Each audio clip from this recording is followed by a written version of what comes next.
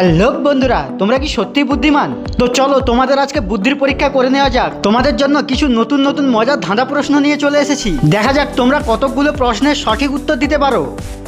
তোমাদের জন্য প্রথম 1 নম্বর ধাঁধা প্রশ্ন, রান্নার কোন জিনিস কথাই দিলে মানুষ খুব রেগে যায়? বলো তো বন্ধুরা, সঠিক উত্তরটি কি হবে?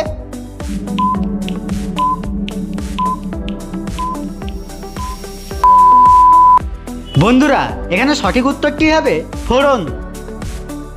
এবারে তোমাদের জন্য 2 নম্বর ধাঁধা প্রশ্ন, তোমরা এখানে 3টি শব্দ দেখতে পাচ্ছ। 3টি শব্দ থেকে একটি করে অক্ষর নিয়ে তোমাদেরকে একটি পতঙ্গের নাম বলতে হবে। বলো তো বন্ধুরা, উত্তরটি কি হবে?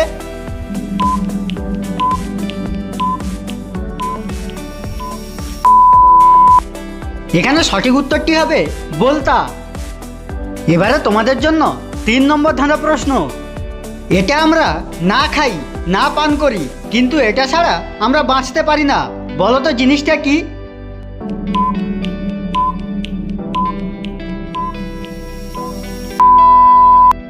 এখানে সঠিক উত্তরটি হবে অক্সিজেন। বন্ধুরা, আমাদের প্রশ্নগুলি যদি ভালো লেগে থাকে তাহলে প্লিজ ভিডিওটিতে একটি লাইক করে দাও। এবারে তোমাদের জন্য 4 নম্বর ধাঁধা প্রশ্ন, বলো তো বন্ধুরা, তোমাদের কোন জিনিসটা রকেটের থেকেও স্পিডে চলে?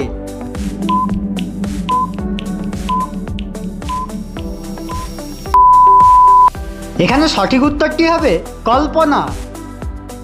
এবারে তোমাদের জন্য 5 নম্বর ধাঁধা প্রশ্ন, এমন একটা পাখির নাম বলো তো যার নামের শুরুতে একটা 4 পায়ের প্রাণীর নাম থাকবে।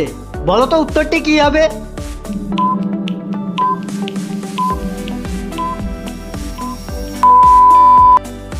এখানে সঠিক উত্তরটি হবে উট পাখি। যে সমস্ত বন্ধুরা চ্যানেলে নতুন রয়েছো, তোমরা এই ধরনের মজার মজার ধাঁধার ভিডিও দেখার জন্য চ্যানেলটিকে সাবস্ক্রাইব করে দাও। এবারে তোমাদের জন্য পরবর্তী 6 নম্বর ধাঁধা প্রশ্ন, মানুষ আমাকে পছন্দ করে না, কিন্তু আমার জন্য হাততালি দেয়। বলো তো আমি কে?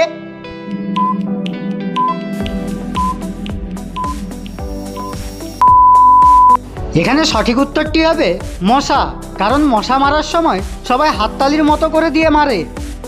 এবারে তোমাদের জন্য 7 নম্বর ধাঁধা প্রশ্ন, একটি সন্দেশের দাম যদি 18 টাকা হয় তাহলে দোকানদারের নাম কি?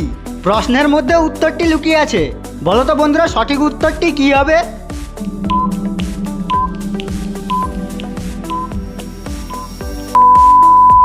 প্রশ্নটির মধ্যে রয়েছে একে চন্দ্র এবং 8 অষ্টবসু, তাই দোকানদারের নাম হবে চন্দ্র বসু।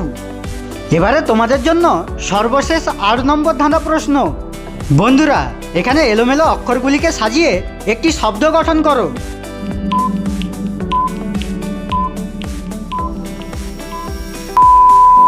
আশা করি বন্ধুরা তোমরা সবাই উত্তরটি গেস করতে পেরেছো, তাই প্লিজ কমেন্ট করে জানিয়ে দাও।